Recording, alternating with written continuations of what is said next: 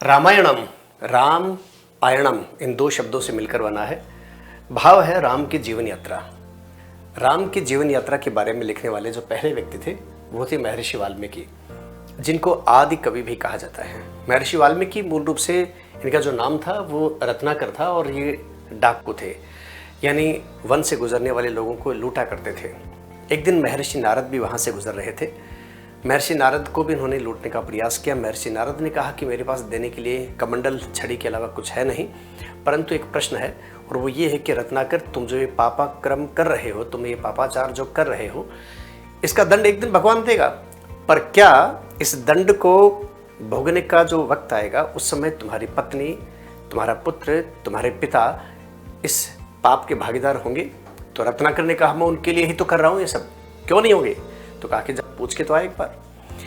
अपने साथियों की कस्टडी में वाल्मीकि नारद को छोड़ कर गए और उसके बाद रत्नाकर अपने घर गए।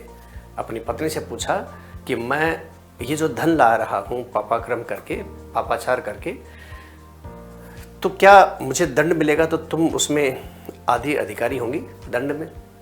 तो पत्नी ने जो बात कही वो बहुत इंपॉर्टेंट है। क्या कहा उसने? उसने कहा कि भाई आपका काम है कमा कर लेके आना और मेरा काम है घर चलाना। मैं ठीक से घर चलाती हूँ, इसमें मैं कोई गलती नहीं करती। आप किस प्रक्रिया से धन कमा कर लेके आते हो, आप सज्जन तरीके से कमाते हो या दुर्जन तरीके से कमाते हो, इसका लाभ मिलेगा तो आपको मिलेगा और दंड मिलेगा तो भी आपको मिलेगा। पाप पुण्य अपना अपना सबका भोगना होता है, इसलिए आपको ही भोगना होगा। रत्नाकर के यूँ कहें कि पैरों के नीचे से जमीन खिसक गई। लगभग ऐसा ही उत्तर उसके पिता से उसे मिला। उसने अपने हाथ में पकड़ा हथियार छोड़ दिया और बहुत मायूस और थके कदमों से वन में वापस गया, जहाँ पर महर्षि नारद थे। महर्षि नारद के पैरों में गिर पड़े। नारद समझ चुके थे कि इसको वास्तविकता का आभास हो गया है। इस प्रकार बाद में कहते कि उन्हीं महर्षि नारद से उन्होंने एक मंत्र लिया और उसका बार बार में उच्चारण किया। कहते हैं कि मरा मरा शब्द उच्चारण किया, जो बाद में राम राम राम राम में तब्दील हो गया। बहुत दिनों तक तपस्या की तो उसके बाहर एक वल्मीक यानी दीमक का घर पैदा हो गया, दीमक का घर बन गया।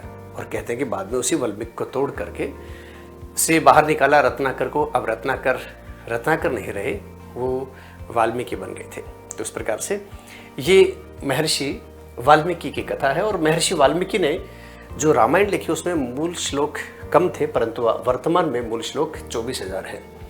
इसीलिए इस रामायण ग्रंथ को चतुर्विष्टि संहिता भी कहा जाता है। हिंदू धर्म में दो बड़े महाकाव्य रामायण और महाभारत है।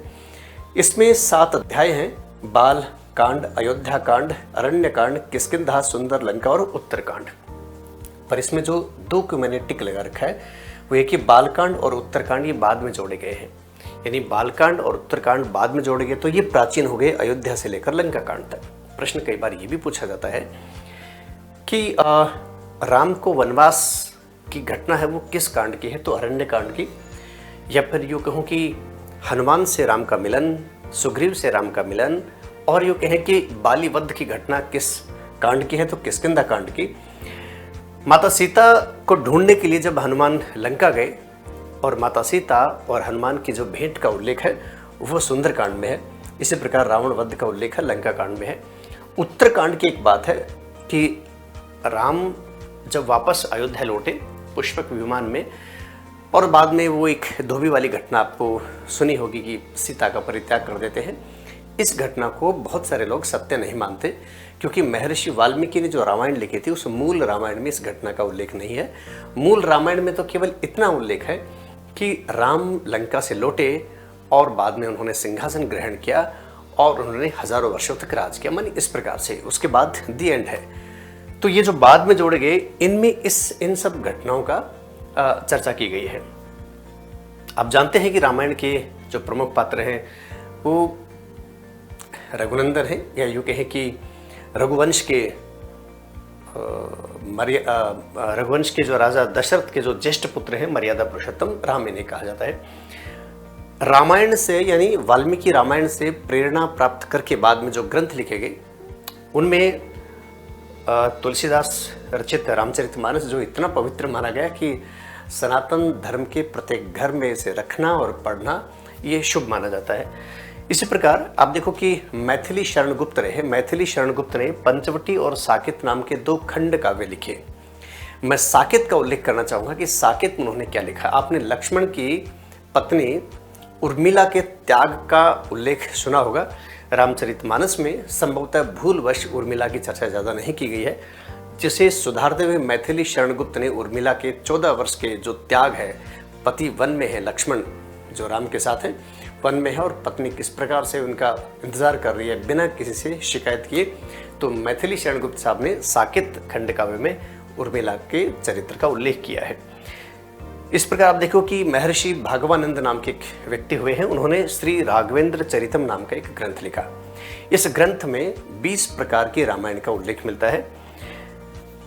नेपाल के राजपरिवार में बहुत सम्मानित श्री राधेश्याम नाम के एक लेखक थे। उन्होंने जो रामायण लिखी वो राधेश्याम रामायण, और प्रेम भूषण नाम के एक व्यक्ति थे, प्रेम भूषण, उन्होंने जो किताब लिखी वो प्रेम रामायण है। इसी प्रकार महर्षि कंबर ने जो किताब लिखी वो कंब रामायण के नाम से जाने जाते हैं। परंतु मूल रामायण, अगर हम कहें कि रामायण का जो मूल हमें देखना है कि शुरू में कैसी रामायण रही होगी, तो महर्षि वाल्मीकि की रामायण को ही वर्तमान में ज़्यादा यूँ कहें कि सत्य माना जाता है। तो इस प्रकार से अच्छा देखो, ये इतिहास शब्द यहाँ पर क्यों लिखा है? ये इसलिए लिखा है क्योंकि रामायण और महाभारत 2 जो महाकाव्य हैं, ये इतिहास के भी बहुत अच्छे स्रोत हैं।